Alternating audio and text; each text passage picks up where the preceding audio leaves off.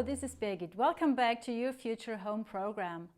I hope you went through the first two videos to get the basic information and the necessary details about a home office. If you did not finish them yet, I recommend that you watch the two videos first before doing the next step. As always, I suggest that you watch this program in a quiet environment where you will not be disturbed. Download the workbook at the bottom of the page if you haven't done this already. To take notes and do the exercises, print it or use the digital version as you prefer. The workbook includes all slides from the videos and worksheets like checklists, templates, and shopping assistance.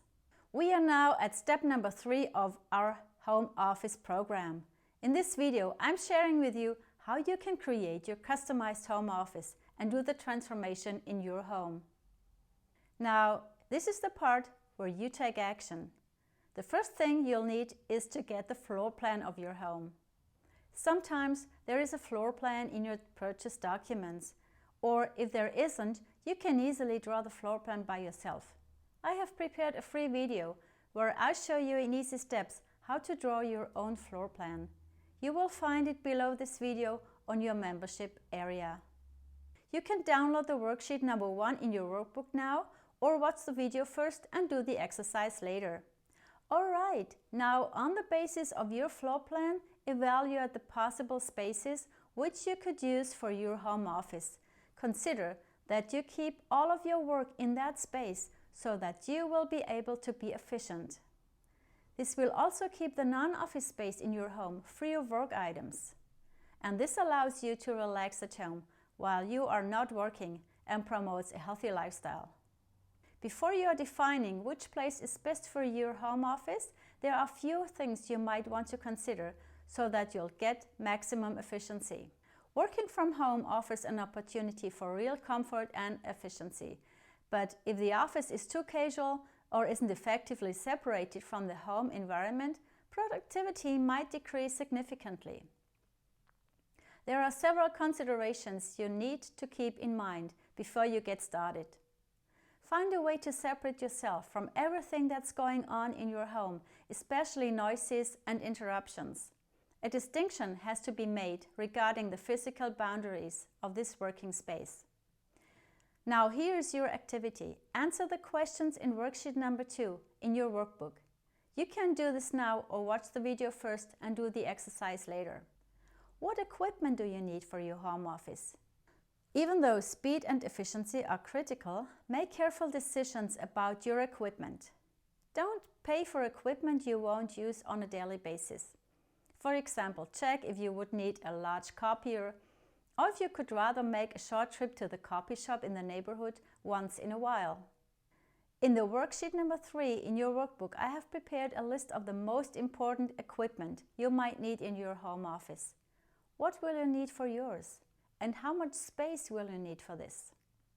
Depending on your kind of work and your equipment, you can now decide where you want to set up your home office.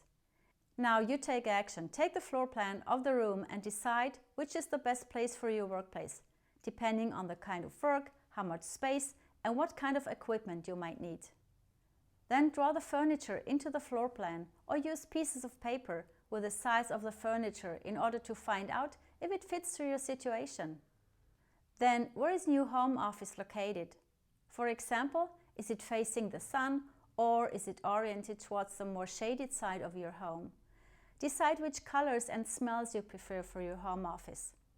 When you are deciding on this, it is important you remember that you might dislike single colors or scents. As this can impact your performance, make sure that all colors and scents fit to your personality and not to the general trends in magazines. Use the worksheet number 4 to get clarity on the colors and scents which are supporting you in your home office.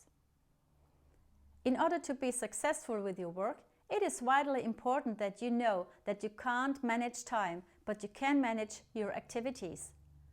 Plan your activities for every single workday and write your list either the day before or in the early morning. With this daily habit, you can sort your task in descending order of importance. The one with the greatest importance comes first and is also processed first.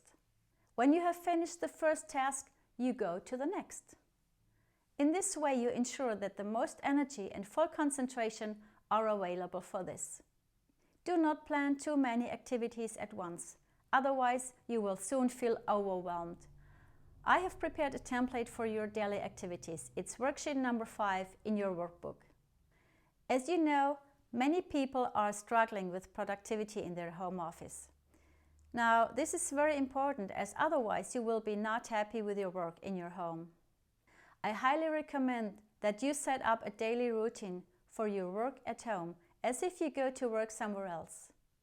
If you have your daily routine for getting up, having breaks for the meals, and fixed working hours, it is much easier to get things done effectively. This will also prevent you from doing something for private reason and interrupt your work. Plan these tasks for your free time, and if possible, do them in the evening. Remember that in your home office you will have to finish work just as you would in the office. Set an appropriate time. Family duties like picking up the children at school can be made, but these should be planned and scheduled in advance. This will make you much more effective. Make sure that you have your time frame also set up for communication and emails, as this can consume much more time than expected. A lot of my clients have experienced this, so I think that this can be a critical part concerning productivity in your daily routine as well. I have added a home office day planner to the workbook. It's worksheet number 6. In order to achieve your personal positive goals, visualizing them is a very good way to achieve them better and faster. For this reason, one of the first things I highly recommend is to create a vision board for your home office. Use the worksheet number 7 and take your time to find your personal goal. When you are ready to get your equipment and furniture for your home office, use the shopping assistants I have prepared for you in the workbook. There is a general shopping assistant and 2 special ones for desk and desk chair, as there are several important features you might want to consider before you buy something.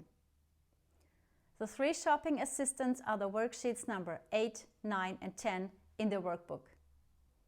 On my website, you will also find resources for single products I mentioned during the program, so check the resource page as well. A lot of clients love the resource page because it saves them a lot of time and helps them to find the right products. For your peace of mind, you should think about an insurance on your home office equipment, whether you work at home occasionally or full-time. Your insurance policy might not cover the value of the equipment or machinery in your home office. Ask your agent for professional advice and how to proceed. Though a policy endorsement raises limits for property and equipment, it doesn't help with liability. If you have a business with few on-site customers, a liability endorsement can raise your legal protection for slip and fall accidents that may arise from reception of business deliveries or client meetings on your property. All right, we have now finished the 3rd step, so here's a short review of what we've covered in our 3rd video. I have been sharing with you the action steps to create your home office. First, we discovered the space in your home which is available for your new workplace. The floor plan is the critical part of the planning. Then in the following worksheets, you had to determine different features of your work, what equipment you might need, and which is the right place for your home office. We were talking about critical points which can affect your productivity. And I gave you several tools how you can enhance successful work. Then I gave you shopping assistants, which you might want to use for buying furniture and equipment for your home office. I recommended that you check if you have all necessary insurances for your home office, so that you don't have to worry about anything and are able to focus on your work. I hope you enjoyed the 3rd home office video. As I mentioned earlier, you can download the workbook for this program here in your membership area if you haven't done this already. It includes all slides from the videos and worksheets like checklists, templates and shopping assistants. You can always come back to the membership area, go through the videos, customize your home office and get started. On our website, you will find a resource guide with product recommendations. Now enjoy the transformation of your home office. As like many of my clients, you might want to go on transforming your home, you will find some great programs and offers for you to move on. For more information, go to my website, birgitabrecht.com. Thank you for watching and see you then. Take care and bye-bye.